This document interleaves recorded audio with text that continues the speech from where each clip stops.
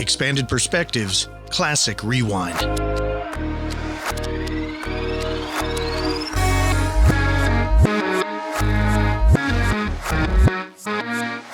Hey everybody, and welcome to Expanded Perspectives, Classic Rewind, the show where we replay or re-air some of our favorite segments and interviews we did in the past because some things deserve a listen to more than once.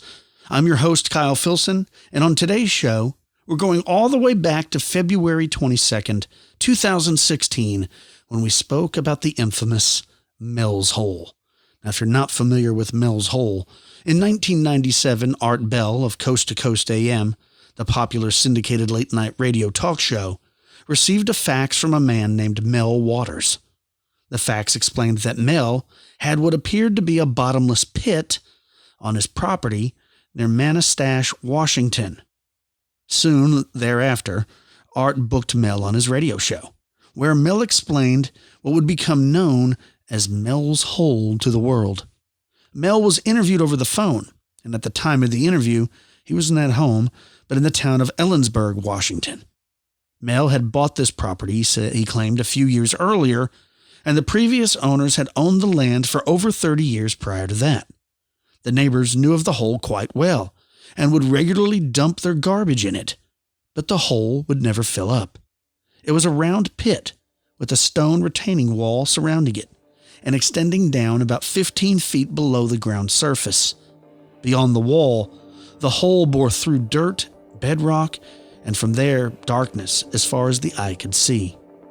Mel had never met anybody who could remember when the hole wasn't there, and of course the stories only grew into one of the most incredible stories ever told. So without further ado, let's get into Mel's Hole. You're listening to Expanded Perspectives, Classic Rewind.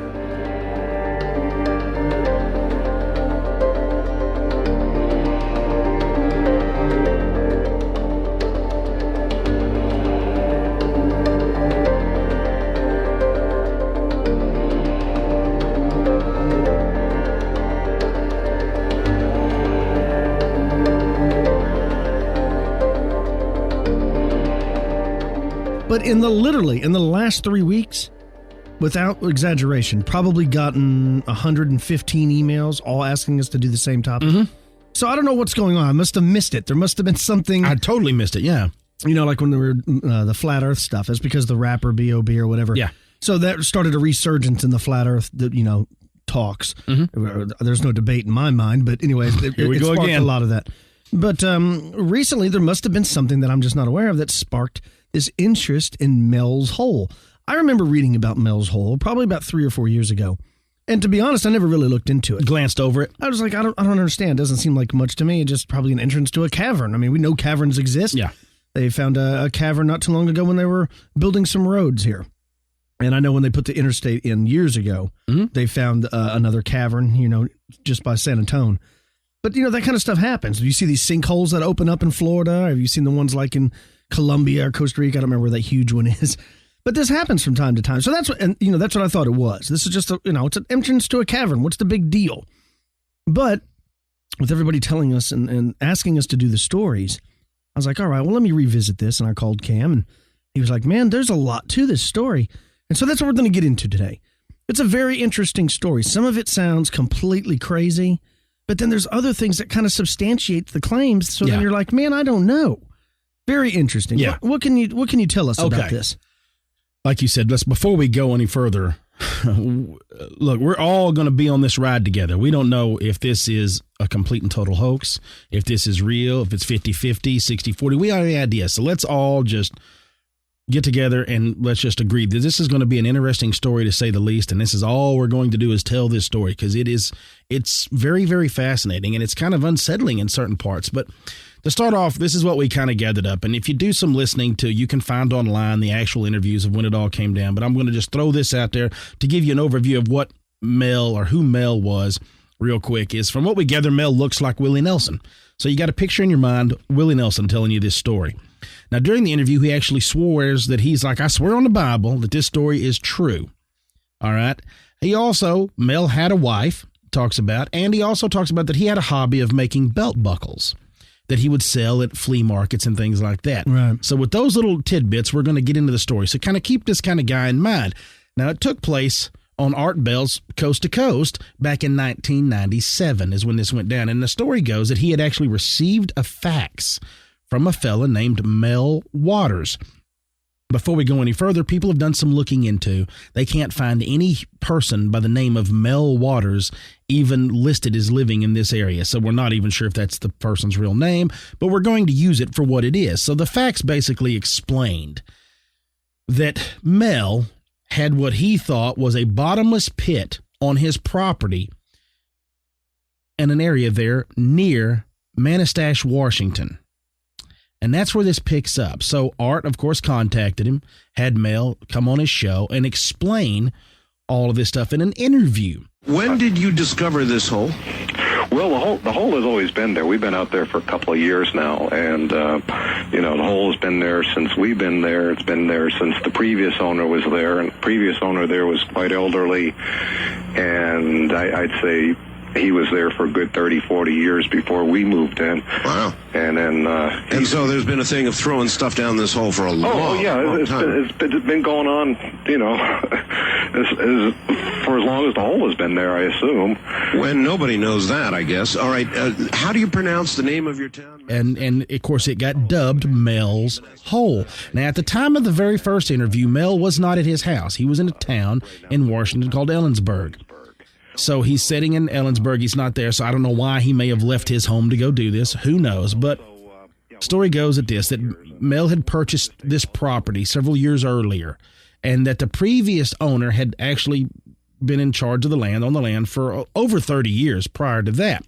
So when Mel found all this, he went to asking the people around. Well, all of his neighbors knew of the hole and the story behind it quite well. And they even said that they would carry garbage or, just pretty much scrap or anything like hauling off that people have laying around their barns and out in old fields. They'd gather it up and come throw it in the hole. They didn't think anything of it. So you got to picture this. There's a round hole. It's got a little stone retaining wall that goes right around it. Now, this wall seems to have been there, but it says, and it goes down the wall about 15 feet below the surface. Now, beyond this wall, there's this big dark hole that was right through the dirt, right through the bedrock, just darkness. And like I said, Mel said everybody he talked to, nobody has any recollection of that hole not being there. It had always been there for as long as they have known. Now, when I'm telling you the size of this hole, it's 9 feet wide. From edge to edge, we got a 9-foot hole here. Now, during this whole thing, there seemed to be no other reason to indicate that this pit had any bottom either. Like I said, they said no matter what you threw into this hole, you could never hear it hit. There was no splash, no crashing sound, no noise, echo even back out of the hole when they yelled or anything in it. Nothing. There were some other strange things around this hole that animals feared it. Now, Mel said that his dogs would go anywhere. His dogs were his best friends, loyal to no end, but they would never get near the hole. And even if he himself attempted to pull them on a leash, take them there, they'd sit back. They're digging, they're clawing. They didn't want no part of that hole at all. Nothing. And not just that, but no one around there, no one's pets, no animals of the wild, nothing would go near that hole. Now, that being said, do the animals just have an innate sense that that's danger? You go in those things, you fall in. They don't get anywhere near them. They don't take a chance. Yeah, just unless you're a lemming. Yeah. I mean, most animals don't get near the cliffs. Or is there something that it radiates, it emanates that's not right? Are they hearing something? Are they picking up on a vibrational buzz? We don't really know. Well, part of the story that's really interesting, too, that Mel told was about one of his neighbors. And it seems his neighbor was a hunter, and he had hunting dogs. And his favorite hunting dog had died, so he decided to dispose of this animal in the pit. Right. So he carries the dog over there, and all that, and pitches him in there. And said not long later, after that, probably, a year or so later, he swears he saw the exact same dog with the exact same collar running around in the woods. Just running around, just like it's playing over there. That's what the neighbor swears that he saw, is the dog he threw in the pit. So he's like, Pet Cemetery is what it made me think. Yeah, right? Yeah. Well, so Mel, having this place on his property, like most of you would be, the same as any of us, was like, let's start messing around with it. Let's see if we can find out how deep this thing is. I got this thinking one day, how come this hole is not filling up? It must be an awfully deep hole. That's a good thing to consider, sure, as you throw stuff in it for decades, literally. And so, I used to be I would say pretty close to a professional shark fisherman. So I had a couple of huge fishing reels, went out there and started letting the line down. I figure after one... Did you weight the line? Oh, yeah. There's, in fact, the original line is still down there. I've just been adding to the line and keeping track of how much line I have used. So I've not reeled it in. How much weight is on it? There's a 1 pound weight at the bottom of it. 1 pound weight, all right. 1 pound weight. It's a triangular 1 pound weight. Okay.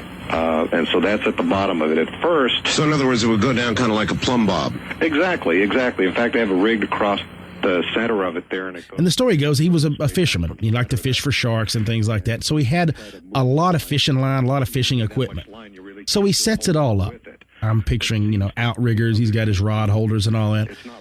And he had enough for 1,500 feet of line. That's what he had. So I'm picturing like huge ocean reels is what I'm thinking, So he's like, well, how can I find out if there's any water in this? So he came up with an idea. It's like, I'm going to get some candy. And said, in theory, he's going to let this candy, if he lowers it down in there and the candy dissolves, and he knows there's water down in there. So he got lifesavers. So he's like, I'll tie the lifesaver on the end of this fishing line, probably put some weight above it, and I'm going to lower this thing down in there. He lowered it all the way out to 1,500 feet. Brought it back up. Nothing had happened to it. No water. So 1,500 feet down of line, there's no water. So he's like, So the next thing, he's like, this is what I'll do. I'll put a 1 pound lead weight and lower it down in there. And then he said when it's the end of the spool of that 1,500, he's going to tie another spool of 1,500 feet, and he's going to keep lowering it to see how far down he gets it to go. Right. Story goes that he used 80,000 feet of fishing line, or over 15 miles worth, is the story that he tells. Is every time he would lower it, he would tie on more and keep going and keep going and keep going and keep going. Well, you've got miles and miles of... I think... Well, I'm measuring it by feet. I convert feet to yards, so I don't know how many miles that is. I assume it's a fair number of miles, though.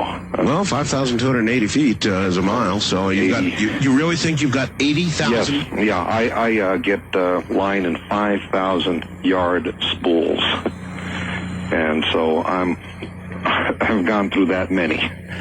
Well, you have got a hole then that goes... Well, you can't say to the center of the earth, but you've got a hole that goes miles and miles and miles into the earth. I would think a university would be out there, boom, just like that. Well, my wife does work for a local university. And 15 miles? 15, that's the story that he tells is 15 miles. Well, of course, you can only imagine all the coast-to-coast listeners were going crazy, right? Yeah. And so they start calling in. They're trying to give him, some ideas of what he needs to do. Let's do this. Let's do that. I mean, people even said that they figured that under physics that the line should have snapped. That there's a point where the line itself can't hold its own weight once it gets so far out there, much less having a 1 pound weight on the end of it. You follow me? I do. And they said, well, it should have untied. It should have come loose, the whole thing. So I have no idea. I just was looking while you were saying the center of the Earth, in case you were wondering, is about 4,000 miles from the Earth to the core. Well, that's if it's round. Oh. So it says one suggested using, of course, weighing the fishing line and then dividing the value of the weight by the single foot of line. And the other said use a radar to try to do it, to find out how far it is. Well, then, of course, Art comes back on, and like you said, you can listen to the interviews. You can find them online and hear I'll put them in the show notes, yeah. Mm-hmm. And he said, he goes, why don't you get a volunteer? Is what Art said. Lower them down in there. And Mel's like, man, I don't know. What if there's dangerous gases down in there? What if, there's things we don't have any idea. What are we going to do? And then, of course, people start volunteering, and there was like, I'll go. This whole thing, during that whole thing kind of unravels. But Mel was like, look, man, They don't want to be lowered down there. What if the rope breaks? You never know what's going to happen. You know, it's everybody's a big tough guy till it comes time to do tough guy stuff, and then you're kind of like, wait a second. Right? Yeah, that'd be pretty scary. Hey, Cam, I'm down here in Mel's hole trying to get my hair to grow back. Hello? Hey, anybody out there? Pretty deep in this hole. All right, sorry. It's pretty deep in this hole. Well, here's the cool thing is Art even asked Mel in the interview. He's like, if you contracted a terminal illness, would you just jump off in the pit? And Mel actually said that when he passes away, that he had in his will to have his body disposed of in the pit. Really? Yeah, that's what he claims. This, and of course now, and then Art comes up with some stuff about, you know, having them dispose of like radioactive waste, like the government. Why don't you let the government do that? Yeah, it's bottomless. Go. And then, but of course, they don't know about still the whole water thing. What if you're hitting a water table? You can't throw stuff down in there. Mel even claimed in one part of the interview that he had thrown a vacuum tube out of an old television because he was wanting to hear it go boom when it hit the bottom. He knew and all that stuff. Well, he never did. And then Art's like, look, you can't be saying that on the air because, you know, you could be polluting the water. And Mel's like, man, there's no water. We've done checked on all this stuff. Well, so that made it really fun, you know, and everybody's like, that was a great interview, this whole thing and this whole deal. And nobody really knows. Well, that's only the tip of the iceberg in this story, basically, that sounds like the ramblings of an eccentric-minded madman. But if you into that kind of stuff, which we are, we're going to go a little bit deeper. Now, allegedly, this is all some alleged stuff, that the day after the broadcast that Mel returned home, because, you know, like I said before, he wasn't home. He was in another town in Washington. Or something. Exactly. Yeah. Uh-huh. And the story claims that there was like uniformed people there that told Mel that there was a plane crash and he couldn't even go on his own property at the time, that they had to hold him out. Now, Mel says he's like, he didn't believe any of that because he couldn't see smoke. He couldn't see like any emergency vehicles, none of that stuff. And so he, you know, got the whole thing. He also at the time threatened to go to the press. He's like, look, I'm fixing to go and tell everybody and all that stuff. They kind of put the stops on that because they said, hey, we want to lease the property from you. This is his story for $250,000 per month. Well, of course, Mel's like, well, hell yeah. You know, $250. Yeah, let's have this stuff. Story goes again that Mel moved to Australia and had help from these people, whoever these people were, these uniformed people were. We're all under the assumption it was probably the government. So the story goes that Mel had moved and all this. The story also goes that Art Bell confirmed the relocation of Mel Waters and that he was living in Australia. The story also goes, now Mel was a big farmer. He loved growing herbs, and if you read into it, it says medicinal herbs. So we're assuming Mel may have, you know, partaken a little bit of the devil's lettuce, the marijuana, and he may have taken some of this with him too, because it says in some of the stories that the people in Australia or whoever it was, these people that were helping him, actually let him bring his dogs and some of his some of his plants into Australia, which doesn't sound like anything of any reality, basically. But the story also goes, Mel claims that they paid him regularly and on time every month between March of 97 to December of 99. Now, here's what's pretty wild. Mel loved wombats. So the story goes even crazier there that he actually started a rescue and research area there and spent a lot of his money on it there in Australia. But he returned home in December of 99. He wanted to see some family. And sure enough, it was going to appear on Coast to Coast again. He tells that the government actually served him with some legal papers and that this actually implicated him in a violation of building codes on his property and that they seized his land. Yeah, that's the way the story goes. Well, he apparently came home, he helped his nephew move, and then Mel got on a bus in Tacoma and was headed to Olympia, okay? They're in Washington. Apparently there was an altercation, as the story goes, on this bus, and the police asked Mel to give a statement. Mel's like, no, that he had to get back to Olympia. And the police said that they could give him a ride in a van. Now, this is Mel's story, and that was the last thing that he remembers. 12 days later, Mel wakes in the alley in San Francisco, had the hell beaten out of him, had teeth knocked out, and they said there was some evidence on his arms that he'd actually been hooked up to an IV, and Mel was wearing his homemade belt buckle, and that it was stolen. Really? Yeah, that's what was missing. Also, too, the story goes that what he had started over in Australia had been completely dismantled. Everybody had been fired. His employees let go. So you're like, what the heck's going on? So he goes back to Washington with his nephew, and goes back on Art's show to start telling. Now we start talking about this belt buckle because he ends up tracking down a man who had bought one of Mel's belt buckles because of these coins. Mel tells a story that he had found some coins, ended up being dimes, in like a Chinese envelope that was apparently old dimes from the 40s. And he said that he noticed that on one of these dimes, it was minted in 1943, that even though there were no dimes in 43, the story goes, that had Roosevelt's face on it. And he said every American coin is marked with a letter, of course, that indicates where it was minted, and that this dime was marked with a B. And there's no city that's ever minted U.S. currency has ever begun with the letter B. Mm-hmm. So the owner of this belt buckle, whom he tracked down, brought this coin that was in it to a coin dealer, and the dealer himself had no idea what was going on. He's like, I've never seen that. But he said, I would like to buy it from you. And the man's like, let me think about it. I don't really know if I want to sell this dime yet. Story again goes that the U.S. Treasury Department shows up at this man's house to take the dime from him. Now, in this part of the story, Richard C. Hoagland's name pops up because he had actually made a statement about that, is what if this dime came from a parallel universe? Oh, that's an idea. You know what I mean? What if this is something, and that's the reason they're like, wait a second, this isn't a dime. None of these have ever been made. They don't have any idea where this comes from. So you're like, this is getting even crazier. Well, it gets even crazier, folks. It gets even wilder. At one point in one of the interviews, he asks Art Bell if he had ever heard of anything called a Terra server. The Terra server is what Mel said is a database that had aerial imagery and satellite imagery of public domain areas. Okay. Kind of like Google Earth. Well, you've got to imagine. This was actually made available online in December of 97, almost a year after Mel first appeared on Art's show. So he was on there in 97. So you got 7-8 months later, then that's when it was made available, this satellite imagery. So you got to think about it. Now, Google Earth, I believe, is like in 2002, whenever that stuff came out, something like that's when Google Earth started. But anyhow, people said, Mel comes on, starts talking about this Terra server, and he said, if you find any of these pictures, aerial, of the area that I'm talking about, it's redacted. There'll be it's covered up. You can't see it. It's been pulled down. Well, sure enough, some of the listeners got to digging around and found these pictures. And you can find them online of the old pictures from then of where Mel was talking about. And there's a big white block there. Now, it could have been Photoshop. People could have uploaded it just to make more of the story seem real. I don't know. I have no idea. We're just going off the way the story is told, that the images showed that they had been tampered with, and this area that Mel was speaking of that had the hole is gone. It's just missing. Now, Mel had heard of some locals in this area that said that they had actually seen coming out of that hole black anti-light.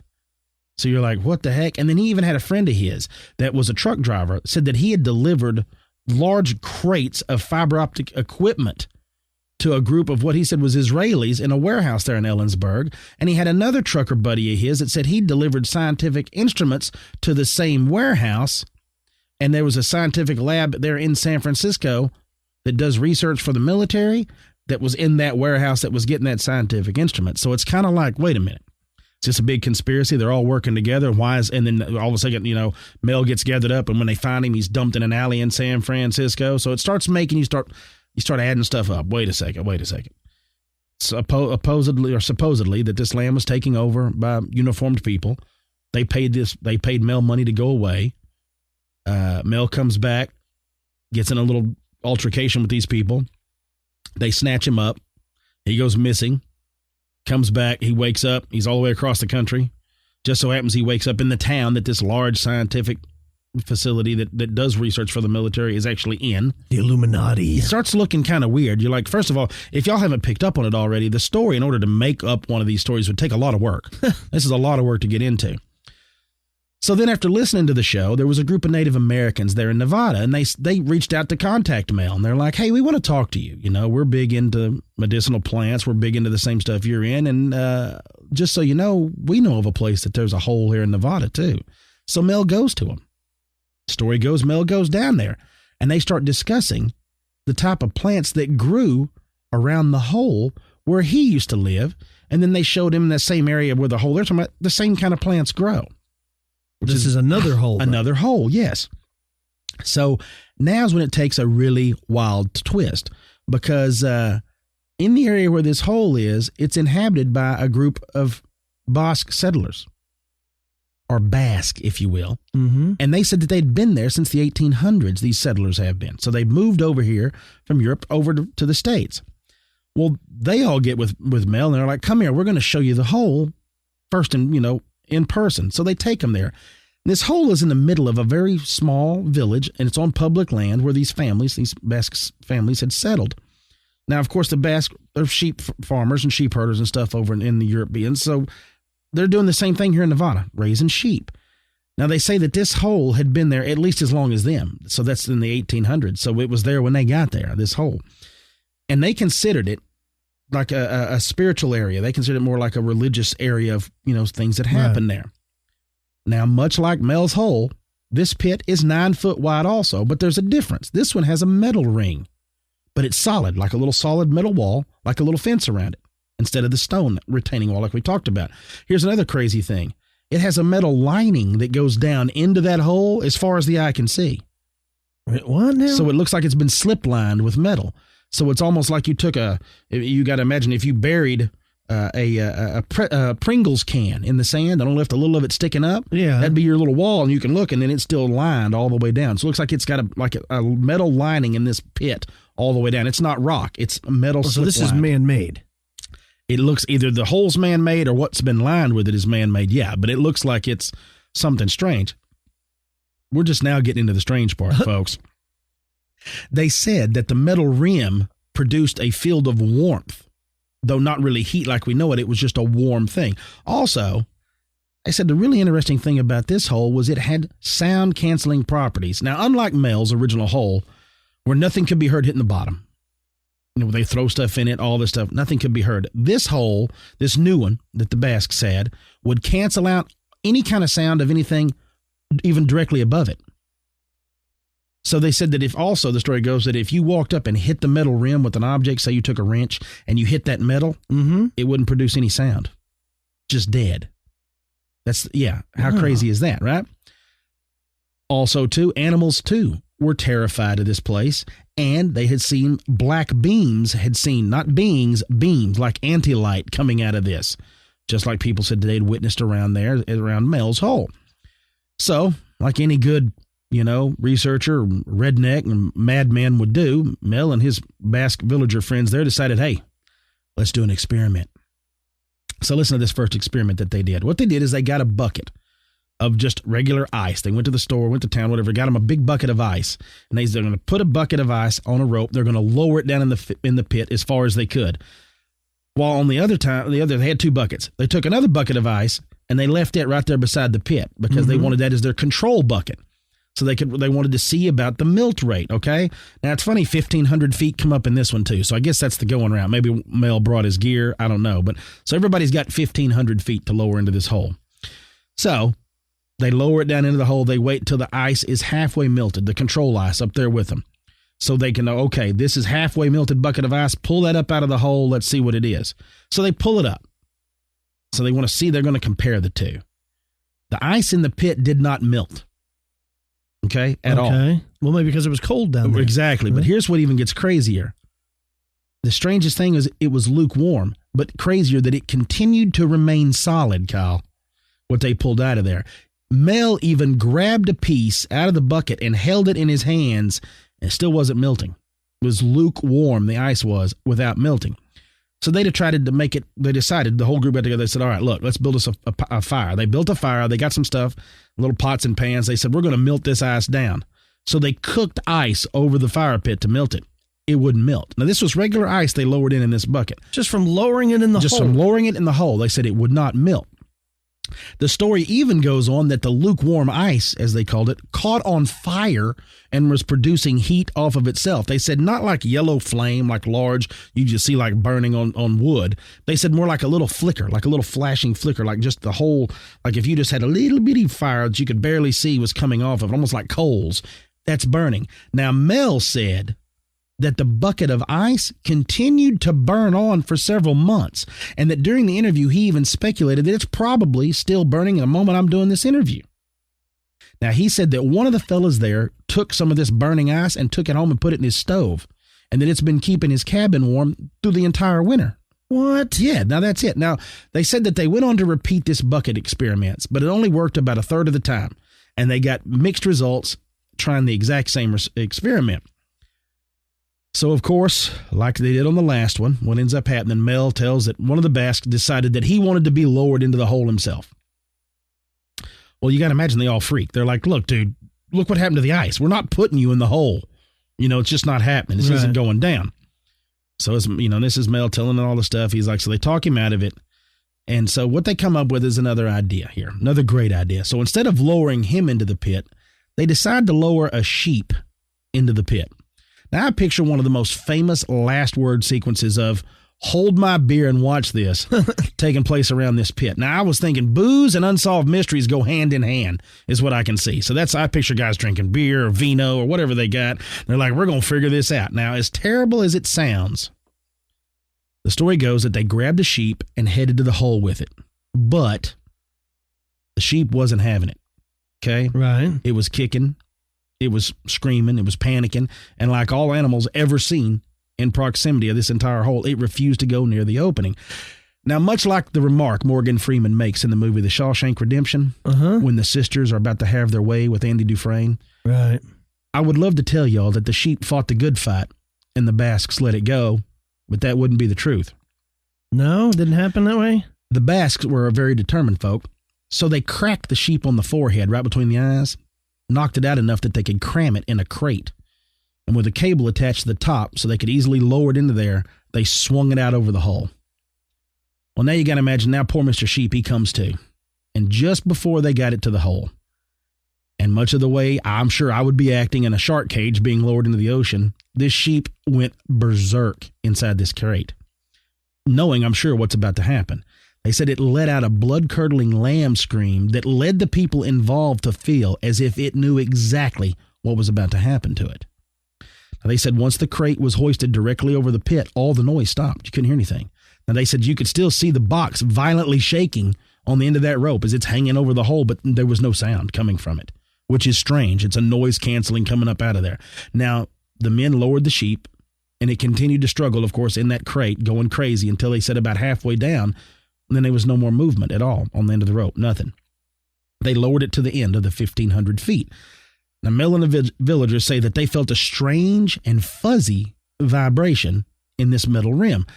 Now, of course, the group left good old Mr. Sheep down there below for a half an hour. And then, of course, they show back up to the hoist. They task bringing it back to the top, and they pull it back to the top. They said the first thing that they noticed, all of them noticed, was that now there was definitely no longer movement coming from that crate. Nothing. Everything looked good from the outside of the box. But the inside, of course, poor old Mr. Sheep was now dead. Now, they get it out, and it looks like a perfectly normal sheep on the outside. So a Basque butcher says, you know what, I think I'm going to dissect this animal on this nearby table here. I'm going to open it up. We're going to see what happened to it, if anything happened to it. Right, okay. Now, y'all buckle up, because if this story wasn't strange and crazy enough, well, we just turned the volume up to 11 here. Shift it up into overdrive, drop the hammer, whatever, because now this story takes a hell of a turn, okay? You see, inside, it looked like the sheep had been cooked. Now, the group noticed a strange type gel, they said, that was surrounding an enormous tumor that was growing inside the sheep. They removed the tumor, and so they noticed that it appeared to be moving like a pulsing, fleshy sack. Now, the Basque butcher cut open this tumor, and, hope y'all are ready for this, Hervé Villachez popped out. No, I'm kidding. Not Hervé Villachez. I'm joking. It was something a whole lot worse. The story goes that a fleshy creature emerged from a slimy flesh sack, and that it looked like an 18-inch long cross between a fetus and a seal, with flippers and all. Yeah, you heard me right. There is an 18-inch, half-human, half-seal, crazy creature fetus flipper with human eyes, alive and connected to this tumor with an umbilical cord, crawls out of this nasty sack that they're looking at after they've just come out of this sheep after they've lowered it down in this hole. Okay. Yeah, you heard me right. Yeah. Now, Mel says this, that the creature disconnected itself from the cord, and it gave him a feeling of being in the presence of a miracle when he was standing there. Now, one of the men, of course, like any rational human being, said, let's kill the sucker quickly. Let's get rid of this thing. They said the creature crawled to the edge of the table and looked up at Mel. And Mel says he somehow felt connected to it. He felt very compelled to pick it up. So he scoops it up and lays it on the ground. Now, they said the slime that was on Mel's hands smelled like fresh ozone, like the ozone smell, like the crackling of the electricity of that. He said it smelled like ozone. He said, now, as the creature lay there on its belly, said all the men were standing around there, said it looked up at him. And it started studying each one of them, eye contact to eye contact, taking turns. And they said Mel says as though it had some sort of intelligence. So the crazy thing was that they all stood there staring at this thing for about 2 hours. I can imagine. They said they were all hypnotized. They were all standing, no sound, just staring at it. Now, Mel said in the interview that the gaze of this thing was the most compassionate look that he's ever witnessed, looking into its eyes. Now, the creature makes its way towards the hole. Mel again said he felt compelled to help it out, so he picks it up and he sets it on top of the metal rim. Says the creature then looks back at all the men, gives a little slow 50-cent head nod, of course, turns around and just shoop, jumps back off in the hole. Yeah. What? All the witnesses there. And this is not at Mel's hole. This is at the other hole. This is at the other hole in Nevada. Yeah. Okay. Mel says that all the witnesses there were just completely wiped out. Boom, they're done. They grabbed the remains of that sheep, throw it back in the hole. Now, Mel went on to claim that, of course, in late August, prior to going to Nevada, that he had actually been diagnosed with esophageal cancer, lethal esophageal cancer, that they'd given him 6 months to live. This is another part of the story, that he says that when he comes back home after doing this and touching this creature and all this, that it's gone. There's no more cancer. He's totally cancer-free. He thinks this creature took it from him, all right, which is wild enough. So, okay. So Mel says that there's one of the Basque elders there, and that he had always believed this thing to be spiritual, and that this hole was, and that he had not even seemed surprised at all about this creature being there. So before Mel leaves and before this old man goes away and all this stuff, he gives Mel something. He said, put this in your pocket. This is an object I want you to have. So Mel puts it in his pocket. Right. And goes on. He said he don't think nothing at it. Later on, he pulls it out. He looks at it. It's a 1943 Roosevelt dime, which is funny because that's the same kind of stuff we were talking about further that Mel claims that he had found before that had this dime with the B on it, right? Uh-huh. So you fast forward to 2002, and then Mel comes back on again for another little update, right? So he starts talking about this, that after all this happened in Nevada, he said that helicopters started flying over the village on routine basis, and that he also informed that the metallic collar that was around this hole is invisible. So now it can become invisible. And said when you reach a certain distance away, it completely goes away. Like you can't. So it keeps people from being able to see the hole unless you know where the hole's at. Right. The story also goes, Mel tells, that this dime does the same thing, that it won't be picked up by any digital scanner. It won't show up on film, and that about 15 foot away, it'll disappear. You got it laying out on stuff. Okay. Right.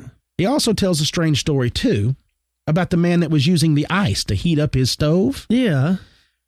Well, apparently, the guy in the house said he was always thirsty, that the air was always dry, said his skin gets real dry, said he would even take a kettle of water. He'd take a pot of water, put it on top of the stove to try to help keep some humidity going. And he said that's when he noticed that above the stove, there was always like a lingering steam cloud above where that ice was cooking, right? Okay. Couldn't really figure all that stuff out. So he comes home one day, and the stove had crashed through the floorboards of the cabin, and he said was sunk about a foot down in the ground.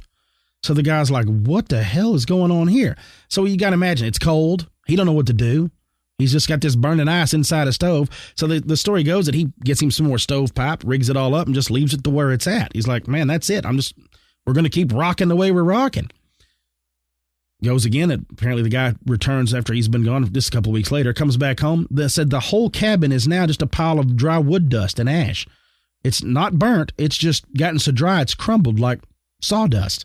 Right. So the story goes, he leaves it behind, moves in with some of his brothers. He comes back several months later. He finds that this same stove full of ice is 5 foot in the ground, and that its glassy smooth surface to the hole is creating all around the edge of this hole. So the dude freaks out. Mel says gets a hold of him. Mel says, all right, I'm going to contact those people that I come in contact with. This is Mel's story. The people that took my land, the people that may have beaten me up, the people that may have pulled my teeth and left me for dead in San Francisco and all that helped me move to Australia, do all this. I'm going to get in touch with those guys again. He gets in touch with them. The man that owns the cabin, all that stuff, he's hiding. He wants to see what's going on. Story goes that there was a whole big group of people, whether it was military or who it was, show up with some bunch of construction equipment. They get cranes. They start doing all kinds of stuff, multiple cranes trying to lift this stove. One stove. Right. It takes multiple cranes to pick this whole thing up. They have to drop some chains in the ground. They got to pour water on all this. That goes on. The story says that it was one of the biggest trucks that he'd ever seen. They hoist it up out of the ground, stick it in this big truck, pack it up, and haul it off. Mel goes on to say that ever since all this stuff has happened, that he feels like he's been followed his rest of his life, that people are always, and he said people always want to talk, or they end up finding him through stuff, even though no matter how much he tries to hide, somebody always seems to know. Right. So he's being followed because he's dealings with all this. At least that's the story he tells. Well, the Basques go on and they contact Mel again, and they said, just so you know, that little creature that crawled out of that sheep has been coming back. He comes back up and talks to us. They said they even found a way to talk to him, that it speaks through their radio, through the pulses in their radio. He says that they've tried to record some of this, but it just doesn't come up as like pulsating tones. It doesn't come up as any real language. Now, people theorize, and Mel was one of them, that he believed that this creature could be what was called a rock flyer, which, Native Americans, they believe that it lives under the ground, travels between different dimensions, basically, in the ground. Here's pretty wild, though, is the creature actually warned the people there about the burning ice and said that it can and would destroy the world in a very short amount of time if used improperly. Yeah. And they also tells them that greedy and undisciplined use of the ice would really cause a problem, that you could anticipate that being a real issue. And also, too, they go on to say that the creature says that there are intelligent beings on other worlds who anticipate that the human race will destroy itself through nuclear war, and they plan to move in once we're gone and use the ice on this planet. And then, of course, Mel is told that the burning ice is discovered in the universe and that it's always improperly used. And that was the last interview. That's where he kind of wrapped all this up. And since then, nobody's heard from him. Nobody's heard a word out of him. So I went on there and I got to looking around in the Midnight in the Desert website. Now, this comes from August 11th of 2015. There was a guy named Aaron S., and he posted this on the website with some pictures. And it says, Mel's Hole is not setting out in an isolated region of the Manastash Ridge. It is being guarded by a closely knit group of locals. Also, the actual hole location is towards the bottom of the Terra server white box alluded to in the 2002 show down in Weenus Valley. The fiber optic cable, however, was not used for the hole. They are actually running fiber optic cable all along the Uptoman Road from Ellensburg to the Weenus Valley, probably for all the houses that have been built in the area since the story took place. It says at least 4 of the houses in the area have a direct view of the hole location, which is separated from cow pastures by a heavy-duty electrical fence. The fence appears to be protecting nothing but the hole itself. In one of the pictures I took of the hole, a bird was flying directly overhead. This made me think back to what Mel said of birds not sitting on the retaining wall or the metal grate. I, for one, am done messing with the hole, as 2 of the tires on my rental Jeep Grand Cherokee mysteriously went flat near the area of the hole. Also, there were some hideously malformed trees, dead trees, in that area. He said, chasing this woohoo cost me money, but I still feel it's worth it and would pursue it further if I could afford it. Aaron S. What? So that's the story, folks, of Mel's Hole. It's crazy. Well, it seems like the story is even more fantastical away from Mel's Hole. And look, I don't know if any of this is real, and that's what we talked to about. And we're not here to tell y'all if it's real. We're just here to cover it and make a fun story. But I can't help but think of this. It sure is wild to me that none of this wild stuff happened at the hole that people know exactly where it's at. It only happened at the hole that only Mel knows where it's at. Yeah, that's true, right? It does seem awful convenient that this guy can find Mel's Hole there in Washington, but this one in Nevada with the Basques, nobody knows where it's at but us and the Basques. That's it. And that's where the alien comes from. That's where all this other wild stuff comes from. You're like, come on now. It just seems awful convenient for me.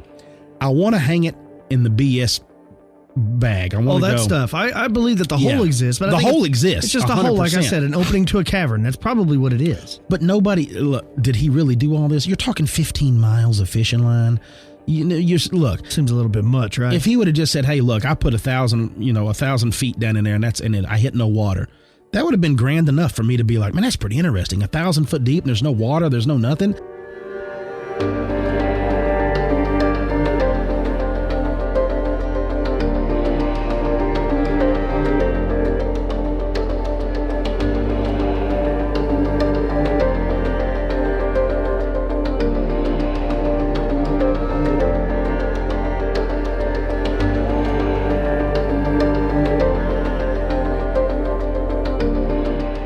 we're back with Expanded Perspectives Classic Rewind. I hope you like the story of Mel's Hole. It's a wild story. It's pretty crazy.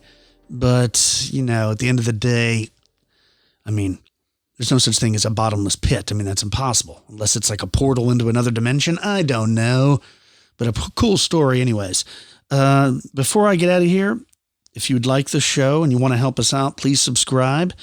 Tell a friend, tell a relative or coworker. Seems trivial, but it really does help out our show. Subscribe to the show on YouTube.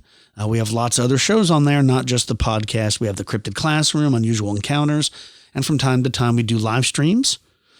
Please rate us and write us a review on iTunes or wherever you listen. And last and not least, don't forget about Expanded Perspectives Elite. If you want to help us out, that is the best way to help us out. We don't sell merch. We don't sell tumblers or T-shirts or stickers or anything like that. So the only way to really support our show, other than the ways I've already listed, is to sign up for Expanded Perspectives Elite. And if you're like, Kyle, I don't know if I really like Elite.